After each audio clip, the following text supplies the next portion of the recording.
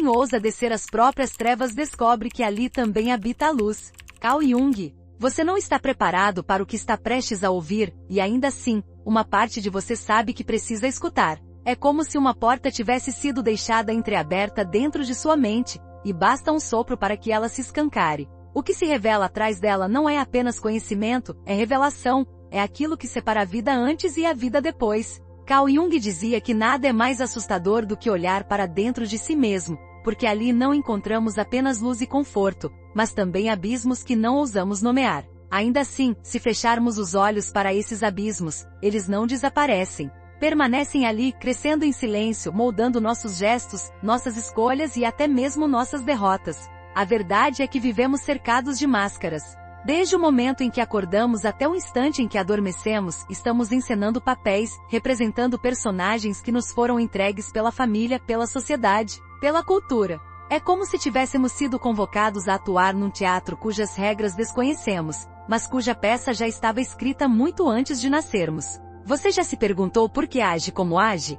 Por que repete padrões que jurou abandonar? Por que tantas vezes diz sim quando queria gritar não? Jung chamava essa face pública de persona. É a imagem que projetamos para sermos aceitos, para parecermos confiáveis, respeitáveis, ajustados. Mas a persona é apenas a superfície, e quanto mais nos identificamos com ela, mais esquecemos do que há por baixo. E por baixo, inevitavelmente, há a sombra. A sombra é o depósito de tudo que foi negado em você. Os desejos proibidos, as fraquezas escondidas, as raivas engolidas, as palavras nunca ditas. Cada vez que você finge não sentir, cada vez que recalca um impulso, cada vez que engole em seco, você alimenta a sombra. Ela cresce como um animal faminto nas cavernas da psique, esperando a hora de se manifestar. E quando faz, raramente pede licença. Ela se impõe em explosões de raiva, em compulsões, em medos inexplicáveis, em decisões que depois você jura não saber por que tomou. A sombra é o parceiro invisível de cada passo que damos, e enquanto não a reconhecermos, seremos apenas marionetes de forças que fingimos não existir. A sociedade nos treinou para temer a sombra. Ensinaram-nos que admitir nossos lados sombrios é ser fraco, ser pecador, ser perigoso. Mas Jung insistia, a sombra não é apenas trevas, ela também guarda nossa vitalidade, nossa criatividade, nossa coragem. É como se parte daquilo que poderia nos tornar inteiros tivesse sido trancada num porão. Imagine viver numa casa iluminada, mas com uma porta fechada onde você sabe que há algo guardado. Você evita olhar, evita tocar, mas sente os ruídos vindos dali. É isso que acontece conosco. Vivemos em salas bem decoradas, sorrindo para os outros, enquanto o porão da alma estremece. E quanto mais negamos a sombra, mais ela encontra meios de se infiltrar. Talvez em sonhos perturbadores, talvez em lapsos de comportamento, talvez nas pessoas de quem mais reclamamos. Porque aquilo que mais odiamos nos outros quase sempre é reflexo daquilo que negamos em nós. Você já percebeu como tudo que é reprimido ganha força? O segredo que você tenta esconder se torna cada vez mais pesado. A emoção que você sufoca volta em dobro. A sombra é esse acúmulo, essa corrente subterrânea que corre enquanto você finge que tudo está sob controle. Mas não está. A vida que você vive pode ser uma encenação cuidadosamente construída, mas seu inconsciente conhece a verdade. Ele sabe onde você mente para si mesmo, onde você finge, onde você traz sua própria essência. E cedo ou tarde, ele cobra. É por isso que tantas pessoas vivem em crises que parecem inexplicáveis. É por isso que se afogam em vícios que sabotam relacionamentos que repetem erros. Não é azar, não é destino. É a sombra clamando por atenção. Jung dizia que não há individuação sem confronto com a sombra. O processo de individuação, tornar-se quem você realmente é, exige que você olhe para esse lado oculto, que lhe dê nome, que aceite sua existência. Mas quem está disposto a fazer isso? Quem se arrisca a descer ao porão sem garantias? Você? Está pronto para olhar nos olhos daquilo que passou a vida tentando esquecer? Pense, quantas vezes você sorriu em reuniões, enquanto por dentro sentia raiva? Quantas vezes se calou para manter a paz, enquanto sua alma gritava por justiça? Quantas vezes disse que estava bem, quando na verdade estava à beira do colapso? Tudo isso vai para a sombra. Ela está lá paciente, esperando. E aqui surge uma pergunta perturbadora. E se aquilo que você mais teme em si mesmo for justamente a chave para sua força? E se o que você chama de fraqueza for a porta de entrada para sua verdadeira potência? Lembre-se, a sombra não é apenas aquilo que você despreza, é também aquilo que você não ousou viver. Pode ser o talento que não explorou por medo de falhar. Pode ser a coragem que nunca testou por receio de errar. Pode ser a intensidade que sempre evitou para não assustar os outros. A sombra é também o ouro enterrado na terra escura. A psicologia analítica não é um convite à complacência. Não se trata de justificar comportamentos nocivos dizendo, é minha sombra. Trata-se de assumir responsabilidade. Quando você reconhece a sombra, ela deixa de controlar você pelas costas. Quando você a nomeia, ela perde parte de seu poder destrutivo e pode ser integrada de forma criativa. É assim que surgem os verdadeiros líderes, os artistas autênticos, as pessoas que transformam dor em obra, raiva em luta justa, medo em prudência. Integrar a sombra é domesticar o dragão sem arrancar-lhe o fogo. Mas sejamos claros, este é um caminho perigoso. Quem entra em contato com a sombra sente medo. Não é um exercício intelectual frio, é visceral. Você pode descobrir que dentro de si há um desejo de poder que sempre negou. Pode encontrar inveja, arrogância, crueldade. Pode perceber que em certas circunstâncias, seria capaz de coisas que julgava inconcebíveis. E é aqui que muitos recuam. Mas Jung lembrava que o perigo maior não é ver a sombra, é não vê-la nunca. O homem que ignora sua sombra acha que é apenas bondade e luz. Mas sua bondade vira ingenuidade, sua luz vira cegueira, e os outros o manipulam com facilidade. Já o homem que enfrenta sua sombra descobre limites, aprende a dizer não, reconhece sua vulnerabilidade sem se envergonhar dela. Você já se perguntou quantas das pessoas que você admira de verdade passaram por esse confronto? Pense em figuras que inspiram respeito não porque são impecáveis, mas porque são reais. Elas conhecem seus limites, não escondem suas falhas, mas também não se deixam definir por elas. Isso é integração da sombra em ação. É poder sem máscara. É presença autêntica. O mundo não quer que você saiba disso. Prefere que você acredite que ser bom é ser dócil, que ser respeitado é nunca incomodar, que ser amado é sempre ceder. Mas isso é mentira. Bondade sem força é fraqueza. Respeito sem autenticidade é ilusão. Amor sem verdade é dependência. A sombra exige que você desfaça essas ilusões e encontre sua inteireza. E é aqui que surge outra questão. Se todos temos sombra, por que tantos permanecem cegos a ela? Porque a sombra não é apenas individual, ela é coletiva. Jung falava do inconsciente coletivo, o depósito de imagens e experiências herdadas de toda a humanidade. Os mesmos símbolos que aparecem nos mitos antigos surgem em nossos sonhos. O herói, o vilão, a mãe, o sábio, o trickster. Todos esses arquétipos são formas que nos habitam e que emergem em nossa psique sem que percebamos. A sombra coletiva é formada pelas repressões de uma sociedade inteira, não apenas de um indivíduo. E quando a sombra coletiva explode, vemos guerras, perseguições, fanatismos. O mal que não admitimos em nós mesmos é projetado no outro, que passa a ser visto como inimigo a ser destruído. Pense em quantos grupos já foram perseguidos ao longo da história por representarem aquilo que uma cultura não queria reconhecer em si mesma. A sombra é projetada e o outro se torna bode expiatório. Isso acontece em larga escala, mas também no cotidiano. O colega de trabalho que você despreza talvez encarne em você algo que não aceita. O parceiro que mais o irrita talvez esteja mostrando um espelho de seus próprios medos. A sombra não apenas mora em você, ela se reflete em cada relação que você tem. Agora, responda honestamente, quantas vezes você já condenou no outro aquilo que secretamente temia em si? Quantas vezes criticou sem perceber que estava falando de si mesmo? Quantas vezes apontou o dedo para esconder a própria ferida? É assim que a sombra atua. Ela nos faz acreditar que o problema está lá fora, quando na verdade pulsa aqui dentro. Jung dizia que a verdadeira coragem não é enfrentar o mundo externo, mas atravessar as portas internas. Você pode conquistar títulos, acumular riquezas, ganhar reconhecimento, mas se não encarar sua sombra, permanecerá refém. Porque tudo que não é integrado retorna como destino. O casamento que falha, a carreira que desmorona, a saúde que se rompe, tudo pode ser expressão simbólica de um inconsciente que pede atenção. A vida fala em sintomas, em crises, em acidentes. Se você não ouve os sussurros da sombra, ouvirá seus gritos. Mas por que iniciar essa jornada agora? Porque ignorar já não é mais possível. Olhe ao redor. Vivemos tempos em que as máscaras caem com facilidade, em que ilusões ruem, em que verdades inconvenientes batem à porta. Se você não tiver coragem de encarar sua sombra, será engolido pela sombra coletiva. Mas se ousar esse mergulho, encontrará não apenas seus demônios, mas também suas dádivas. Imagine a si mesmo diante de um espelho. Não aquele do banheiro, mas um espelho profundo, arquetípico, que mostra não só sua aparência, mas também seus abismos. Você se atreveria a olhar? Você suportaria ver o que esse espelho revela?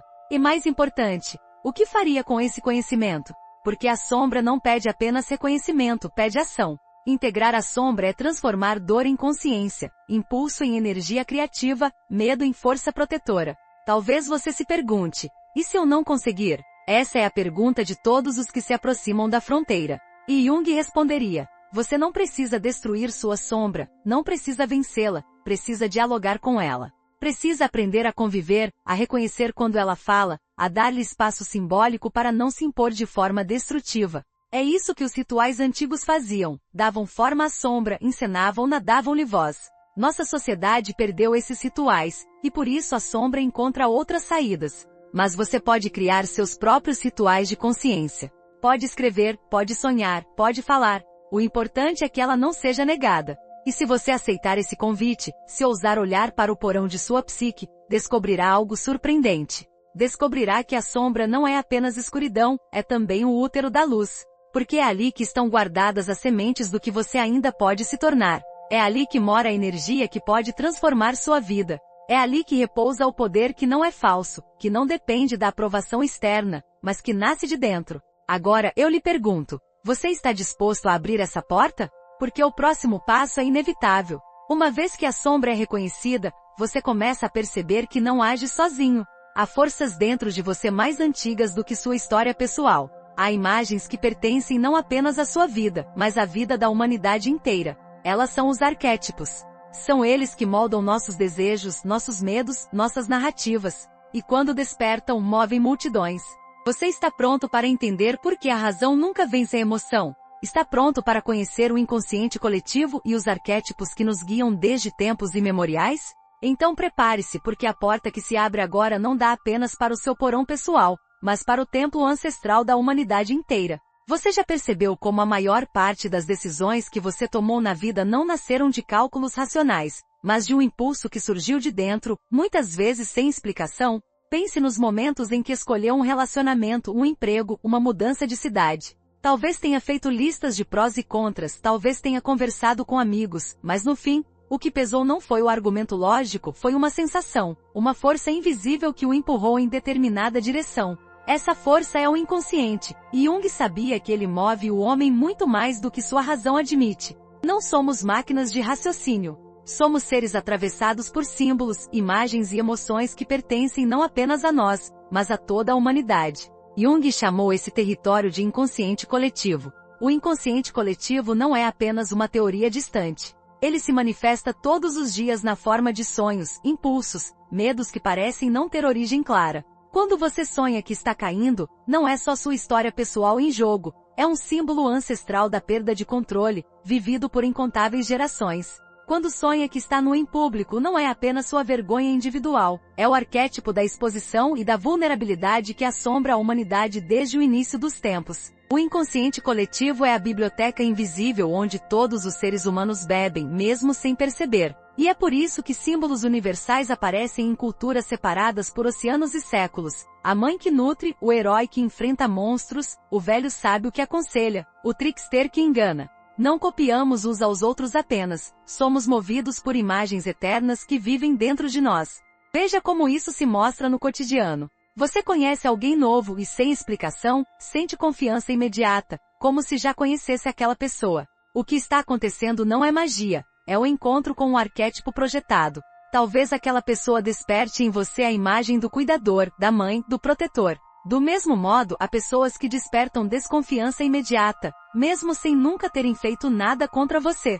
Isso também é projeção. Você está vendo nelas uma figura arquetípica que vive dentro de você, talvez a do inimigo, talvez a do traidor. Quantos conflitos poderiam ser evitados se percebêssemos que muito do que julgamos nos outros é reflexo do que carregamos inconscientemente? Jung dizia que o ser humano não é governado apenas pelo que viveu, mas também pelo que a humanidade inteira já viveu. Por isso reagimos a símbolos, ritos e histórias com tanta intensidade. Não é à toa que religiões, mitos e até propagandas funcionam tão bem. Eles falam diretamente com o inconsciente coletivo. Um político que se apresenta como salvador não precisa ser coerente, basta que encarne o arquétipo do herói. Uma marca de roupa não vende tecido, vende pertencimento, invocando o arquétipo da tribo. Uma religião não convence apenas com argumentos, ela desperta a imagem ancestral do pai protetor e da mãe acolhedora, do paraíso perdido que todos buscamos. O inconsciente coletivo é o palco onde essas imagens dançam, e nós seguimos a música sem perceber.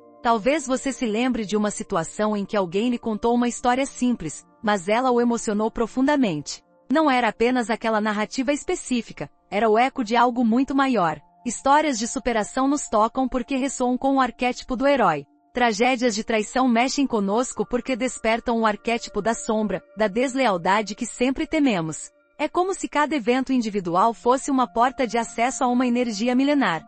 Você pode até pensar que escolhe suas paixões e seus medos, mas eles já estavam escritos no inconsciente coletivo antes mesmo de você nascer. E há algo ainda mais perturbador: quando não reconhecemos esses arquétipos, eles assumem o controle. É como se fossemos possuídos por forças que não entendemos. Uma pessoa que nunca reconheceu sua agressividade pode ser dominada por ela em momentos críticos, transformando-se em alguém que jura não ser. Um homem que nega sua fragilidade pode viver projetando desprezo nos outros, atacando para não ser atacado. Uma mulher que nunca reconheceu sua sombra pode persegui-la em rivais imaginárias.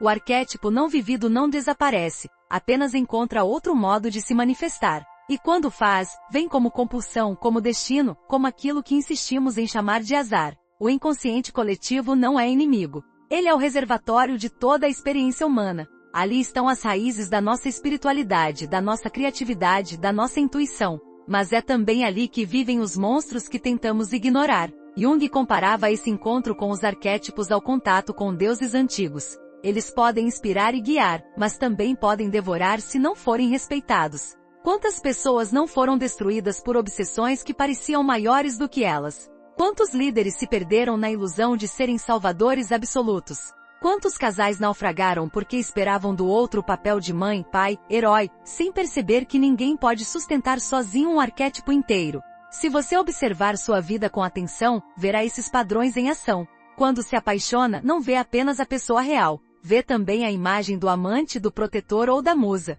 Quando briga com alguém, raramente discute apenas sobre o que está na superfície. Ali estão sendo ativados arquétipos de poder, de traição, de rivalidade. É por isso que pequenos conflitos se tornam guerras, porque não estamos apenas discutindo sobre tarefas ou palavras, estamos encenando mitos antigos. E até perceber isso, ficamos presos em ciclos sem fim. Você já reparou como algumas situações se repetem em sua vida, como se fossem o mesmo roteiro com personagens diferentes? O relacionamento que acaba sempre do mesmo jeito, o chefe que sempre parece o mesmo, os amigos que seguem um padrão. Isso é o inconsciente coletivo atuando através de você, pedindo para que reconheça o arquétipo que se repete. Enquanto não faz, continuará atraindo as mesmas situações. É como se a vida fosse insistente. Ela coloca diante de você a mesma lição até que aprenda. Há quem se assuste com essa ideia porque parece dizer que não temos liberdade. Mas é o contrário. Reconhecer que arquétipos nos movem é o primeiro passo para ganhar liberdade. Quando você identifica o padrão, deixa de ser marionete. Quando percebe que está vivendo a história do herói, pode escolher como reagir. Quando reconhece que está projetando a sombra em alguém, pode se retirar do ciclo. Quando entende que está esperando do outro um papel que não é dele, pode libertá-lo. A consciência é a chave que abre a cela do destino repetido. Mas a consciência não vem de graça. Ela exige coragem para se perguntar: por que isso me afeta tanto? Por que essa pessoa me desperta raiva, medo ou fascínio? O que há em mim que ressoa com isso? Essas perguntas simples, mas duras, são as que revelam o inconsciente. E quanto mais você se pergunta, mais começa a perceber que as respostas não são apenas pessoais. São respostas que conectam sua vida com algo muito maior. Quando você percebe que o que sente é parte de um padrão humano, ganha uma nova perspectiva. Não é mais apenas sobre você, é sobre a humanidade inteira se expressando em você. Imagine-se em um teatro antigo, daqueles em que máscaras eram usadas para representar papéis. Agora perceba, você não é apenas o ator, é também o espectador e o palco. As máscaras que se alternam em sua vida, pai, mãe, amigo, chefe, inimigo, são expressões de arquétipos. Você já foi todos eles em diferentes momentos, e continuará sendo. O problema começa quando você se identifica demais com uma máscara e esquece que ela é apenas uma entre tantas. A persona é útil, mas nunca deve aprisionar. O arquétipo é poderoso, mas nunca deve dominar por completo. A vida se torna mais rica quando começamos a perceber essas forças em ação. Você assiste a um filme e se emociona porque reconhece o herói, o sábio, o amante, a sombra. Você ouve uma música e ela desperta lágrimas porque toca um arquétipo em você. Você caminha pela rua e sente um pressentimento porque o inconsciente está captando símbolos que escapam à razão. Nada disso é acaso. Tudo isso é a vida simbólica em movimento. Mas não se engane, a mesma força que eleva pode destruir. Quando massas são tomadas por arquétipos, nascem movimentos coletivos que podem ser belos ou devastadores. Um povo inteiro pode se unir em torno do arquétipo do herói e conquistar liberdade. Outro pode se entregar ao arquétipo do tirano e mergulhar na violência. O inconsciente coletivo é neutro. Quem dá direção é a consciência humana. E quando a consciência falha, os arquétipos devoram. Agora pense, quantas vezes você já foi tomado por uma emoção que parecia maior do que você? Quantas vezes agiu como se estivesse em transe apenas depois percebendo que não fazia sentido? Isso é um inconsciente coletivo emergindo. A pergunta é, você vai continuar refém dessas forças ou vai aprender a reconhecê-las e integrá-las? Jung dizia que só quando reconhecemos que somos habitados por deuses antigos podemos começar a dialogar com eles. Negar não funciona. Aceitar cegamente também não. O caminho é o diálogo consciente, é transformar arquétipo em símbolo vivo, em ponte entre inconsciente e razão. É nesse ponto que muitos sentem medo. Se somos movidos por forças tão antigas e poderosas, o que resta de nós? Qual é o papel da nossa vontade, da nossa escolha? A resposta é clara, resta tudo. Porque a consciência é o que diferencia aquele que é arrastado pela corrente daquele que aprende a nadar nela. Você não escolhe se os arquétipos existem, mas pode escolher como se relacionar com eles. Pode ser vítima das mesmas histórias repetidas ou pode se tornar autor da sua narrativa. E aqui está a virada. Não basta reconhecer os arquétipos no mundo externo, é preciso reconhecê-los dentro de si. O inimigo que você teme, o herói que você admira, a mãe que você busca, o sábio que você escuta, todos eles estão em você. Integrar arquétipos é descobrir que você é múltiplo, que não precisa buscar fora o que já existe dentro, que não precisa idolatrar nem demonizar, mas integrar. Essa é a verdadeira jornada do herói, não matar o dragão, mas reconhecer que o dragão também é parte de si. Quando Jung escreveu sobre isso, muitos o acharam místico demais. Mas ele sabia que não se tratava apenas de psicologia, mas de espiritualidade. O inconsciente coletivo é também a dimensão do sagrado. É nele que surgem visões, revelações, sincronicidades que mudam destinos. Quantas vezes você já viveu coincidências tão improváveis que pareceram mensagens? Isso não é acaso. É a linguagem do inconsciente, é o self comunicando que há um caminho. E se você aprender a escutar, nunca mais se sentirá sozinho. E agora, a pergunta que precisa ecoar em você. Está pronto para enfrentar o arquétipo que mais o assusta? Porque se até aqui falamos da persona e do inconsciente coletivo, na próxima etapa será preciso encarar a tensão primordial entre predador e vítima, guerreiro e tirano, força e fragilidade. É aí que muitos se perdem, porque sem consciência dessa dinâmica, acabamos caindo em extremos, ou dominamos sem alma, ou nos entregamos sem dignidade. E esse é o dilema que precisa ser resolvido se você quiser avançar no caminho da individuação. A vida nos coloca diante de uma escolha silenciosa e muitas vezes cruel, ser predador ou ser vítima. Não importa o quanto a sociedade se esforce para dourar essa realidade, basta observar a natureza, o mercado de trabalho, as relações pessoais. Em todo lugar existe um jogo de forças em que alguns tomam a dianteira e outros se deixam carregar. Jung dizia que esses polos não são apenas categorias externas, são dinâmicas internas, arquétipos que vivem em cada um de nós. Dentro de você há um guerreiro pronto para proteger e lutar, mas também há uma vítima que anseia por ser salva. Há um tirano que deseja controlar e um mártir que se oferece em sacrifício. O problema começa quando você se identifica apenas com um desses lados, ignorando que os dois habitam sua psique e disputam espaço em sua vida. O predador é aquele que aprendeu a usar a força sem freios, que não teme a conquista, mas raramente reflete sobre suas consequências. O predador não é apenas o opressor externo que destrói comunidades ou manipula multidões. Ele também é interno, é a parte de você que sufoca seus próprios sentimentos para não parecer fraco, que atropela limites em busca de objetivos, que consome sua energia sem se importar com as consequências. A vítima, por outro lado, é a parte de você que se acostuma ao silêncio, que prefere ceder a se impor, que se esconde esperando que alguém venha resgatá-la. A vítima externa é o colega que aceita a injustiça sem protestar. o amigo que sempre se sacrifica e depois se queixa em segredo. Em ambos os casos não estamos falando apenas de papéis sociais, mas de forças internas que se alternam como marés. E cada vez que você tenta negar um desses lados, ele volta com mais força. O arquétipo do guerreiro surge justamente como a possibilidade de integrar essa polaridade. O guerreiro não é apenas o predador em sua versão mais disciplinada, é a energia da ação consciente, da força usada em defesa do que é essencial. Mas o guerreiro também pode se degenerar em tirano, quando esquece a ética e passa a usar sua espada apenas para alimentar o próprio ego. E a vítima, quando integrada, pode se tornar um mártir consciente, aquele que escolhe se sacrificar não por impotência,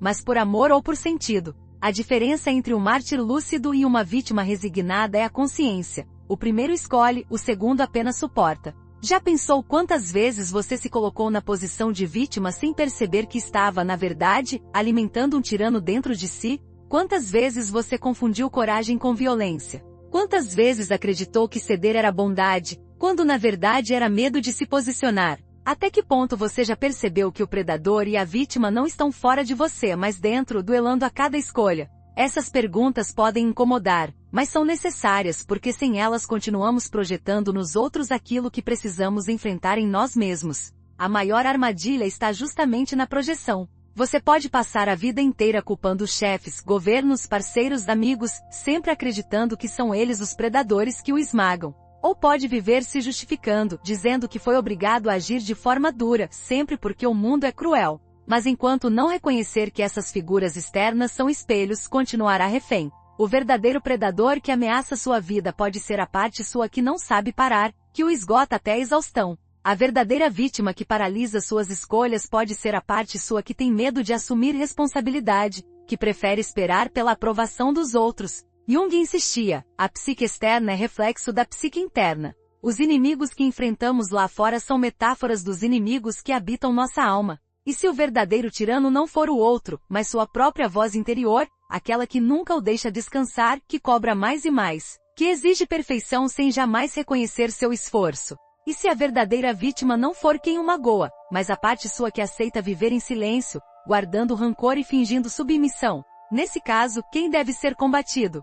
E quem deve ser resgatado? É nesse ponto que a visão de Jung se torna revolucionária. Ele não pedia que escolhêssemos entre ser predadores ou vítimas, mas que integrássemos esses polos num terceiro caminho mais amplo. A individuação exige que você se torne guerreiro consciente, forte o suficiente para impor limites, mas lúcido o bastante para não cair na tirania. E ao mesmo tempo, exige que você reconheça sua vulnerabilidade, aceitando que em certos momentos será frágil, que precisará de ajuda, que não é autossuficiente. Essa aceitação da vulnerabilidade é justamente o que diferencia o mártir consciente da vítima cega. É reconhecer que sofrer faz parte da vida, mas que esse sofrimento pode ser transformado em sentido. No entanto, quem está disposto a assumir esse caminho? É muito mais fácil permanecer em um extremo.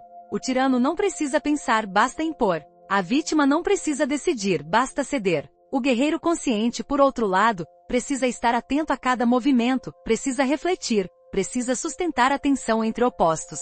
Não há descanso nesse caminho. É por isso que poucos se arriscam. Mas é também por isso que aqueles que o percorrem tornam-se diferentes, ganham presença, tornam-se capazes de inspirar confiança e respeito. Você se percebe oscilando entre extremos em sua vida?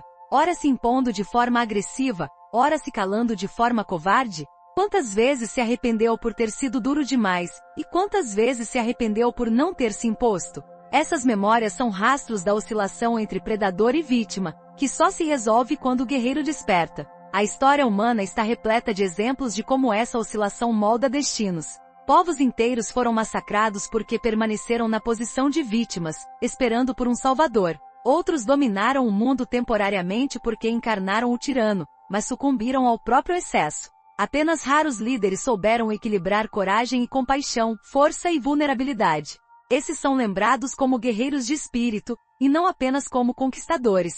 O mesmo acontece em nossa vida cotidiana, ainda que em escala menor. Famílias são destruídas por tiranos que confundem autoridade com imposição. Empresas desmoronam porque líderes agem como predadores, esgotando seus funcionários. Relacionamentos se tornam prisões porque um assume o papel de vítima e o outro o de controlador. E se ao invés de repetir esses padrões, você começasse a reconhecer quando o tirano em você está prestes a emergir? E se percebesse quando a vítima interna está prestes a se entregar? Que diferença faria em suas relações se pudesse nomear essas forças antes que elas dominassem suas ações? Essa consciência não se alcança da noite para o dia. Exige vigilância, exige humildade, exige a capacidade de rir de si mesmo. Exige também coragem para sonhar, porque os sonhos são o palco onde esses arquétipos aparecem com nitidez. Quantas vezes você já sonhou sendo perseguido? Quantas vezes sonhou que não conseguia falar, que estava paralisado? Esses sonhos não são apenas metáforas aleatórias. Eles revelam o diálogo entre o predador e a vítima dentro de você.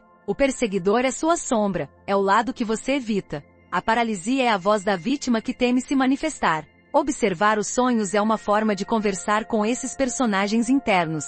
Você se lembra do último sonho que o perturbou? Já tentou interpretá-lo não como um enigma distante, mas como um espelho de sua psique? Talvez o monstro não fosse apenas um monstro, mas a representação de um desejo reprimido. Talvez a fuga não fosse apenas medo, mas um aviso de que você se recusa a enfrentar o que precisa. É nesse diálogo interno que o processo de individuação ganha corpo. Quando você reconhece o predador, pode domá-lo. Quando reconhece a vítima, pode fortalecê-la. Quando integra os dois, nasce o guerreiro. Mas cuidado, o guerreiro não é romântico, não é um herói idealizado que tudo resolve.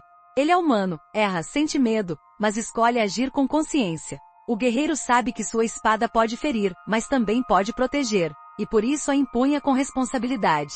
Essa é a diferença entre força bruta e força consciente.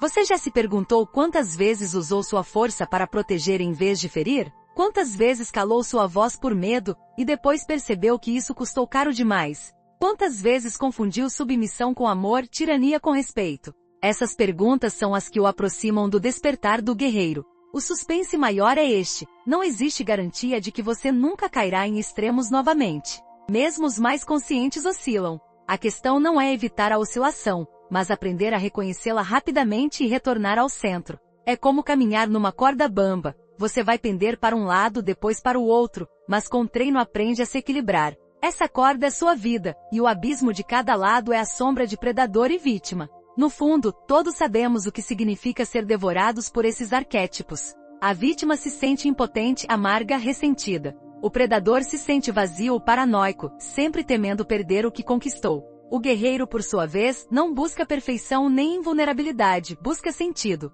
Ele sabe que viver é risco, mas prefere arriscar com consciência a viver anestesiado em extremos. E agora eu lhe pergunto, em qual papel você tem vivido mais? O da vítima que se cala e sofre em silêncio? O do predador que vence às custas da alma dos outros?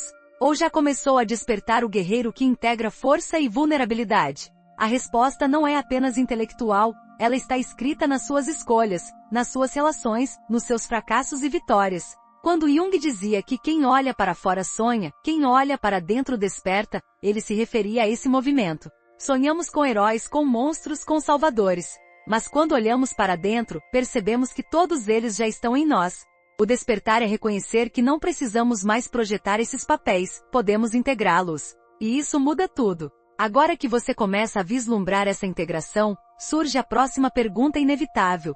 Se somos movidos por arquétipos tão poderosos, como controlar a forma como somos vistos pelo mundo? Como equilibrar nossa força interna com a imagem que projetamos externamente? Porque não basta enfrentar a sombra interior, é preciso também lidar com o palco social, com a reputação, com a persona que mostramos ao mundo. E é nesse ponto que entramos na próxima etapa, onde veremos como o jogo das máscaras e da imagem pode aprisionar ou libertar. Desde o primeiro instante em que abrimos os olhos no mundo, somos observados. O olhar da mãe, do pai, dos familiares, da escola, dos amigos. Cada olhar é um espelho que nos mostra não apenas quem somos, mas quem deveríamos ser. E é sob esse peso que começamos a moldar nossa primeira máscara. A criança que chora e não é atendida aprende a sorrir para receber afeto. O adolescente que expressa suas ideias e é ridicularizado aprende a se calar para evitar dor. O adulto que ousa mostrar vulnerabilidade em ambientes competitivos aprende a vestir a armadura da eficiência. Jung chamou essa máscara de persona, e ela não é um erro, mas uma necessidade. Sem a persona não há convivência, não há papel social, não há forma de circular em um mundo que exige regras. O problema é quando passamos a acreditar que somos a máscara, quando esquecemos que ela é apenas um recurso, um disfarce funcional. A reputação nasce do mesmo terreno, mas ganha proporções ainda mais perigosas. Se a persona é a máscara que você veste, a reputação é a imagem que essa máscara projeta para os outros. É a estátua construída a partir daquilo que você mostrou repetidamente, até que se tornasse sua marca no mundo. E aqui está a armadilha. Você pode se esconder atrás da persona, mas a reputação ganha vida própria. Uma vez criada, ela passa a existir como uma entidade independente. Pessoas vão falar de você sem nunca tê-lo conhecido. Vão repetir histórias, criar versões, difundir impressões que não podem mais ser totalmente controladas. Sua reputação é como uma sombra projetada em praça pública. Pode protegê-lo, pode destruí-lo, mas nunca está inteiramente em suas mãos. Pense em figuras históricas que se tornaram lendas vivas. Alexandre o Grande espalhava rumores de que era descendente de deuses, e seus inimigos tremiam antes mesmo da batalha. Steve Jobs foi chamado de criador de um campo de distorção da realidade, porque sua reputação de gênio visionário fazia com que investidores, funcionários e clientes acreditassem nele mesmo quando suas ideias pareciam absurdas. Esses homens entenderam que reputação é mais poderosa do que argumentos. A aura que criaram funcionava como uma armadura simbólica. Mas também pense em quantos foram esmagados pela reputação manchada. Um único escândalo derruba carreiras de décadas. Uma mentira repetida 1000 vezes se torna mais forte do que a verdade. A reputação, como fogo, ilumina e aquece, mas também queima e devora. E aqui surge uma contradição fascinante. A sociedade nos cobra autenticidade ao mesmo tempo em que premia apenas imagens cuidadosamente construídas. Você é incentivado a ser você mesmo, mas se esse você mesmo não corresponde ao padrão aceito, logo é rejeitado. Por isso tantos se perdem entre duas forças, o desejo de mostrar quem são e o medo de não serem aceitos. É nesse intervalo que a persona se solidifica, não como escolha consciente, mas como reflexo de sobrevivência. O estudante que percebe que seus colegas aplaudem coragem aprende a representar o destemido. O funcionário que nota que o chefe valoriza submissão aprende a simular obediência. Cada um vai talhando sua máscara para se ajustar ao cenário em que vive. Mas quem sobra por trás disso tudo? Quantas vezes você já se perguntou se as pessoas gostam de você pelo que realmente é, ou apenas pela imagem que projetou? Quantas vezes você já se pegou encenando uma versão de si mesmo que sabia ser falsa, apenas para manter a aceitação? E até quando essa encenação pode ser sustentada sem que algo em você se quebre? Jung dizia que a persona é necessária, mas precisa ser flexível, como uma roupa que se veste e se tira. Quando acreditamos que somos apenas a roupa, nos tornamos prisioneiros. Imagine um ator que vive tanto tempo no palco que esquece quem é fora dele. Esse ator acaba perdido, confundindo aplausos com amor, críticas com identidade. Muitos de nós fazemos isso diariamente. Confundimos nosso desempenho social com nosso valor intrínseco. Buscamos curtidas em redes sociais como se fossem sinais de existência. Alimentamos uma persona online enquanto, fora das telas, sentimos um vazio crescente. Há um dado curioso sobre redes sociais. Estudos mostram que perfis que parecem excessivamente autênticos, compartilhando tudo sem filtro, tendem a gerar desconfiança. As pessoas dizem querer a verdade, mas se sentem desconfortáveis quando a verdade aparece em estado bruto. Isso revela um paradoxo humano. Não queremos o real, queremos uma versão editada do real. E ainda assim, aqueles que se expõem demais acabam fragilizados, porque reputação não é construída pela soma de verdades, mas pela soma de percepções. É aqui que a psicologia analítica traz uma revelação perturbadora. A reputação não é apenas o que os outros pensam de você, é também o que seu inconsciente coletivo projeta para fora. É a sua persona consolidada no campo simbólico da comunidade. Você já percebeu como certos ambientes parecem exigir máscaras específicas? Em uma reunião de negócios, a máscara da confiança é inabalável. Em encontros sociais, a máscara da simpatia. Em relações íntimas, a máscara da compreensão. E quando uma dessas máscaras escorrega, sentimos vergonha, medo, ansiedade. Não é apenas porque fomos descobertos, é porque acreditamos que sem a máscara não seremos aceitos. Mas Jung diria que a verdadeira vergonha não está em ser visto, e sim em nunca ousar mostrar o que existe além da máscara. E se sua reputação fosse uma prisão dourada? E se a imagem que o mundo tem de você fosse justamente o que o impede de se aproximar de sua essência? Pense em artistas que foram consumidos pelos próprios personagens, em líderes que se perderam no mito que criaram, em pessoas comuns que se sentem sufocadas pela expectativa dos outros. Quantos de nós continuamos vivendo papéis que já não fazem sentido, apenas porque a reputação não nos permite mudar? A pergunta que surge é inevitável: O que aconteceria se você deixasse cair a máscara? Será que perderia tudo? Ou será que finalmente descobriria o que nunca foi capaz de encontrar atrás da persona? A chave que Jung oferece está no self. Enquanto o ego se confunde com a persona, e a reputação se torna o eixo de sua existência, o self permanece como centro regulador, a totalidade que transcende máscaras e imagens. O self é aquilo que você é antes de qualquer papel, antes de qualquer olhar. É o núcleo que contém tanto a luz quanto a sombra, tanto a força quanto a fragilidade. Entrar em contato com o self é como lembrar que você não é a estátua na praça, mas o escultor silencioso que segue caminhando. É como perceber que a reputação pode ser útil, mas nunca deve definir sua vida. E aqui está um detalhe surpreendente: a maioria das pessoas nunca experimenta o self de forma plena. Vivem identificadas com máscaras, colecionando aplausos e evitando rejeições. Mas em momentos de crise, quando a reputação desmorona ou a persona falha, o self aparece. É por isso que doenças graves, perdas ou grandes fracassos muitas vezes se tornam catalisadores de transformação. Quando tudo que você achava que era se quebra, o que sobra é a essência. É o self que emerge como chama silenciosa no meio do caos. Você já viveu um momento em que perdeu tudo o que sustentava sua imagem? Já sentiu que não havia mais nada a mostrar, apenas o vazio de si mesmo? Se sim, saiba que esse pode ter sido um encontro com o self. Ele raramente chega em momentos de conforto, costuma surgir quando a máscara já não serve, quando a reputação se mostra frágil, quando a vida exige que você vá além. A reputação, portanto, é uma moeda perigosa. Com ela você compra respeito, atenção, até mesmo poder. Mas se depender apenas dela, estará sempre sujeito ao olhar dos outros. Hoje é admirado, amanhã é esquecido. Hoje é exaltado, amanhã é cancelado. O self, ao contrário, é a única fonte de estabilidade verdadeira, porque não depende de aprovação externa. Quem se âncora no self pode usar a persona como ferramenta, pode cultivar a reputação como recurso, mas nunca se torna escravo delas. No entanto, não basta reconhecer o self intelectualmente. É preciso vivê-lo. E vivê-lo significa aceitar que sua reputação pode desmoronar,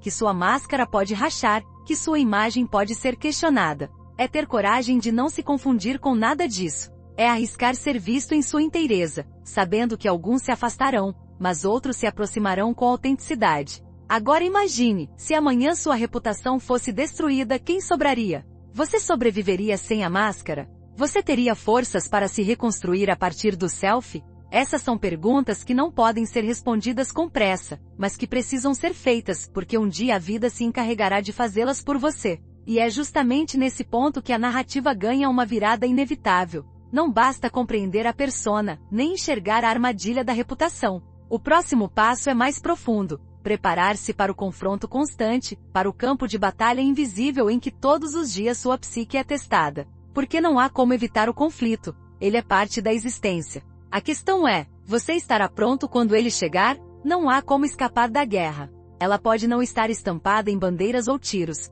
mas pulsa em cada instante da vida. É a guerra silenciosa entre o que você deseja e o que teme, entre quem você é e quem espera ser, entre a força que o habita e as armadilhas que o cercam. Jung dizia que o conflito não é um acidente da existência, mas a própria base dela. Sem tensão, não há crescimento. Sem oposição, não há transformação. Ainda assim, passamos grande parte da vida fugindo dos confrontos, como se ignorá-los fosse suficiente para afastá-los. Mas quanto mais fingimos não ver, mais eles se acumulam no subterrâneo da alma até explodirem com força devastadora. É por isso que a preparação é tão importante. Não se trata de paranoia, mas de lucidez. Quem espera para afiar a espada apenas quando o inimigo aparece já perdeu a batalha. Quem decide cuidar da saúde apenas quando o corpo colapsa já está atrasado. Quem começa a salvar dinheiro apenas quando a crise chega já está encurralado. O mesmo vale para a psique. Quem só olha para dentro quando a vida desmorona corre o risco de não ter forças para sustentar a própria transformação. Jung falava da necessidade de cultivar diariamente a função transcendente, esse espaço onde os opostos podem dialogar em vez de se destruir. É nesse espaço que nasce a verdadeira prontidão, não como medo do que virá, mas como serenidade diante do inevitável. Na prática, isso significa treinar em silêncio. Enquanto o mundo se distrai com ruídos, você se fortalece.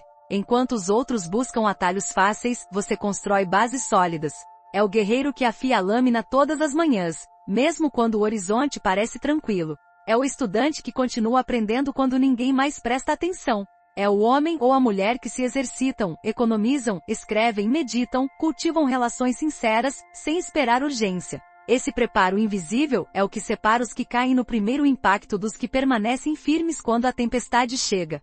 Mas há um detalhe que poucos percebem: a preparação não é apenas externa, ela é também interna. De que adianta um corpo forte se a mente é frágil? De que adianta dinheiro acumulado se a alma está vazia? De que adianta conhecer estratégias se o coração ainda é escravo de impulsos? A verdadeira preparação exige olhar para a sombra, reconhecer os arquétipos, dialogar com o inconsciente. Significa não apenas prever armadilhas externas, mas também reconhecer as internas. O leão pode ser forte, mas cai em armadilhas porque não as enxerga. A raposa pode ser astuta, mas é devorada pelos lobos porque não tem força. A união desses dois polos é o que Jung chamava de função transcendente, a capacidade de segurar opostos em tensão até que um terceiro caminho surja. Você já percebeu como sua vida é cheia de escolhas em que os extremos parecem as únicas opções? Ser rígido ou ser flexível? Ser forte ou ser vulnerável? Ser racional ou ser emocional? A função transcendente aparece justamente para quebrar esse dilema, mostrando que você pode ser ambas as coisas, se souber integrá-las. Pode ser firme sem ser tirano, pode ser sensível sem ser frágil, pode ser racional sem negar as emoções, pode ser emocional sem perder a clareza. Essa é a preparação mais profunda, não escolher um lado contra o outro, mas aprender a viver na tensão entre eles. Quantas vezes você caiu em armadilhas justamente por não perceber que poderia haver uma terceira saída? Quantas vezes se machucou porque achou que precisava ser apenas leão ou apenas raposa? Até quando vai se deixar enganar pela ilusão de que a vida é sempre um jogo de ou, quando na verdade ela é feita de e? A tensão aumenta quando entendemos que a preparação não garante ausência de batalhas, apenas garante maior capacidade de atravessá-las. Não importa o quanto você se prepare, haverá perdas. Haverá traições. Haverá momentos de dor. O que muda é a forma como você atravessa tudo isso. Quem não se prepara é engolido. Quem se prepara é transformado. É a diferença entre quem se torna amargo e quem se torna sábio. A dor é inevitável, mas o destino que ela gera depende do nível de consciência com que você a enfrenta. Aqui está uma revelação que muitos não querem ouvir. O conflito mais perigoso não é com o outro, é consigo mesmo. As guerras externas apenas refletem as guerras internas. O inimigo que você teme lá fora pode ser apenas a projeção do inimigo que você se recusa a enfrentar dentro de si. É por isso que a preparação não é só questão de aprender técnicas, mas de cultivar presença. Você precisa estar inteiro quando o desafio chegar, porque metade de você contra o mundo não será suficiente. E se a verdadeira batalha da sua vida não for contra concorrentes, crises ou inimigos, mas contra sua própria tendência a se sabotar? E se o maior predador não estiver do lado de fora, mas no seu próprio inconsciente, esperando uma brecha para assumir o controle? Como você pode vencer uma guerra sem sequer perceber onde ela acontece? Muitas vezes a vida parece conspirar contra nós, mas o que acontece na realidade é que não estávamos preparados. Uma palavra maldita gera uma ruptura irreparável porque nunca treinamos a arte de escutar antes de reagir. Uma perda financeira destrói tudo porque nunca aprendemos a viver com disciplina. Uma rejeição sentimental nos aniquila porque nunca cultivamos valor interno. Não é azar, é despreparo. O mundo é cruel com quem não se fortalece por dentro. E o que significa estar pronto de fato? Significa agir como se cada detalhe fosse treino. Significa não esperar aplausos para desenvolver habilidades. Significa usar cada conflito pequeno como oportunidade de aprender antes que o grande chegue. O soldado que treina em campo aberto não teme emboscadas. O homem ou mulher que aprende a dizer não em situações simples não será manipulado em momentos decisivos. O ser humano que aprende a estar só não será dominado pelo medo da rejeição. Cada gesto de hoje constrói sua prontidão para amanhã. Você consegue identificar onde ainda está despreparado? Consegue admitir que em certas áreas, ainda age como raposa sem força ou leão sem astúcia?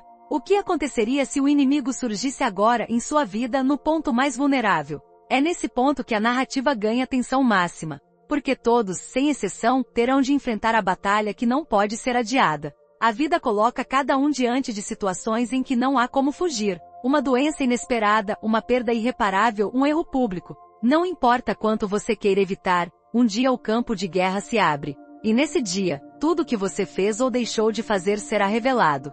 Não há desculpas. Não há tempo para improviso. Só restará o que você cultivou em silêncio. Essa preparação invisível é o que dá a aura dos que parecem intocáveis. Não é que eles não tenham medo, é que já aprenderam a caminhar com ele. Não é que nunca sofram, é que já transformaram o sofrimento em arma. Não é que nunca caiam, é que já aprenderam a se levantar rápido. A prontidão é uma presença que se sente.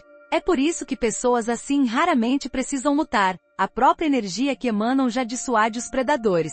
O inimigo escolhe alvos mais fáceis porque sente que ali não encontrará brecha. Você já conheceu alguém que parecia ter uma força silenciosa, mesmo sem levantar a voz? Já se perguntou de onde vem essa autoridade que não precisa ser anunciada? Essa é a força da preparação, a energia de quem uniu raposa e leão, de quem carrega no olhar a certeza de que pode enfrentar o que vier. Mas a grande reviravolta é esta: a preparação nunca termina. Não existe linha de chegada. Cada novo ciclo traz novos desafios, cada nova vitória abre espaço para uma nova batalha. Se você acredita que um dia estará pronto para tudo, já se enganou. Estar pronto não é ter respostas para todos os cenários, mas estar disposto a continuar aprendendo, mesmo quando não sabe.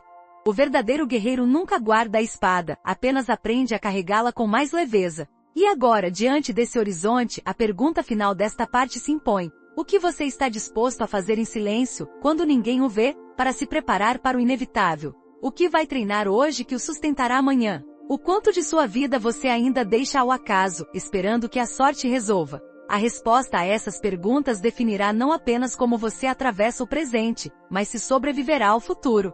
Porque a guerra, cedo ou tarde, chega.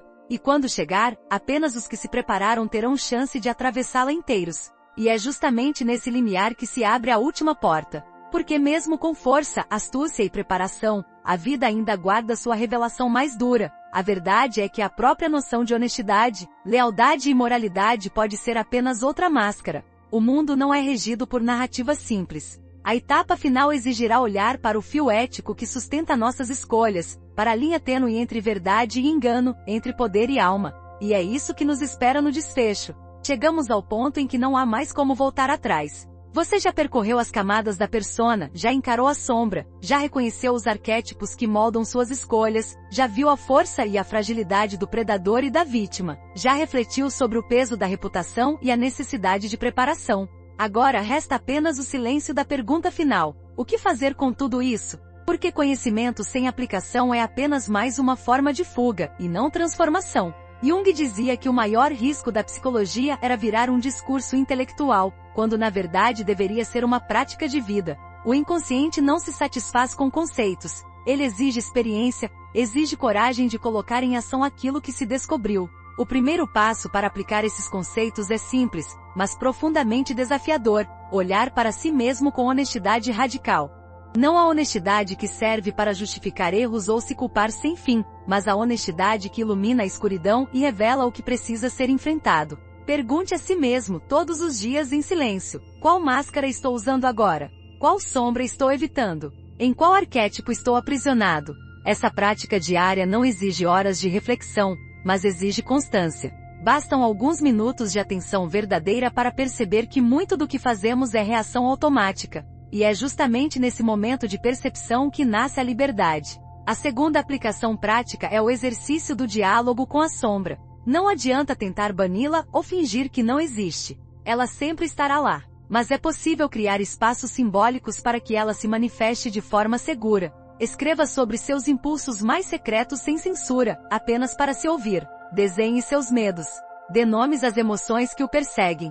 Jung acreditava no poder da imaginação ativa, esse processo em que você se permite conversar com as figuras do inconsciente, não como se fossem fantasias vazias, mas como partes vivas da sua psique. Pode parecer estranho no início, mas quanto mais você dá voz à sombra, menos ela precisa gritar em forma de sintomas ou crises. O terceiro passo é aprender a reconhecer os arquétipos em ação na sua vida. Quando sentir raiva, pergunte-se: estou sendo tomado pelo guerreiro ou pelo tirano? Quando sentir medo, pergunte-se: estou sendo vítima ou mártir?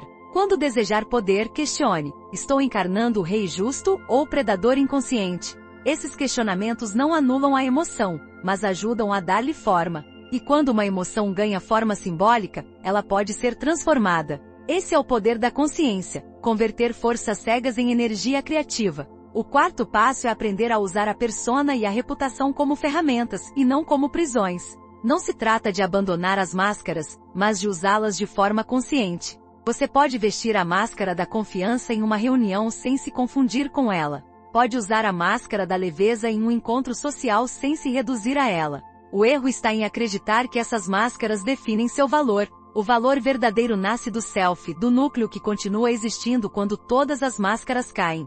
Praticar essa distinção exige lembranças constantes. Ao fim do dia, pergunte a si mesmo: qual papel desempenhei hoje? E quem sou eu quando não desempenho nenhum papel? Essa prática simples já é suficiente para lembrar que você é mais do que qualquer imagem que o mundo cria sobre você. O quinto passo é a preparação. Não espere o caos para começar a treinar. Não espere a crise para começar a cultivar disciplina. A prontidão nasce do cotidiano. É no silêncio das pequenas escolhas que você se fortalece para as grandes batalhas.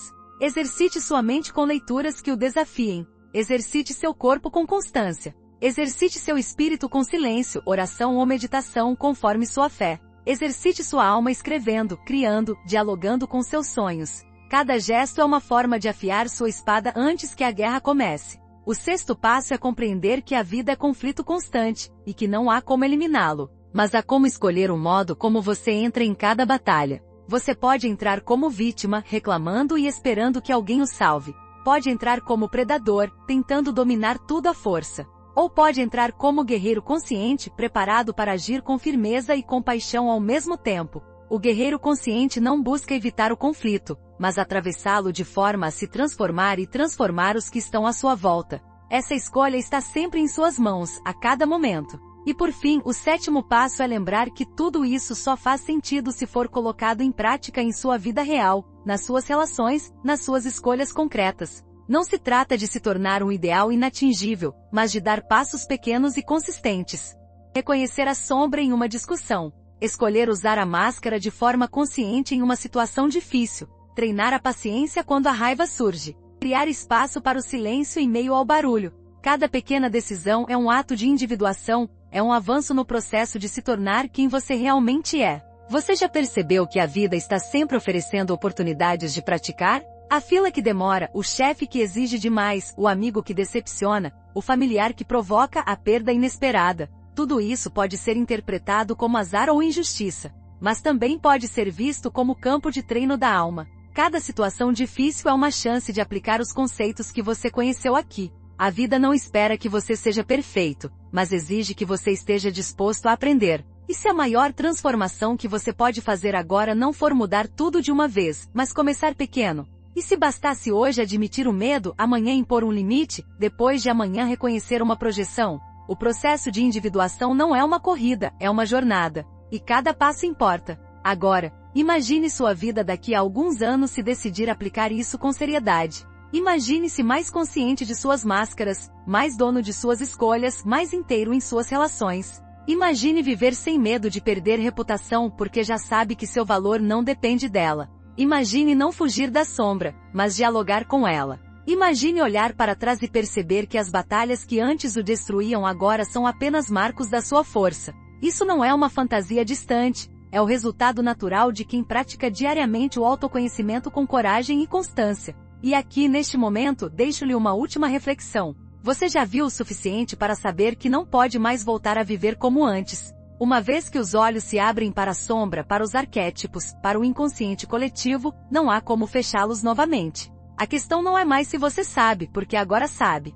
A questão é, o que fará com esse conhecimento? Vai enterrá-lo e fingir que nunca ouviu? Ou vai transformá-lo em prática, em caminho, em nova forma de existir? A escolha está em suas mãos, e cada decisão que você tomar a partir de agora será diferente porque carregará esse peso, mas também carregará esse poder. Jung dizia que quem olha para fora sonha, mas quem olha para dentro desperta. Hoje você tem a oportunidade de despertar. Se esse vídeo tocou você de alguma forma, se abriu novas perguntas ou trouxe respostas que você não esperava, quero pedir que deixe seu like, porque isso ajuda essa mensagem a chegar a mais pessoas. Se quiser, compartilhe nos comentários o que mais o impactou. Pode ser algo breve, pode ser até anônimo, o importante é dar esse passo de expressão. E não se esqueça de se inscrever no canal, porque continuaremos essa jornada juntos, aprofundando cada vez mais esse mergulho no inconsciente, nos arquétipos e no processo de individuação. O caminho não termina aqui. Hoje pode ser apenas o começo de uma transformação que mudará para sempre a forma como você enxerga a si mesmo e ao mundo.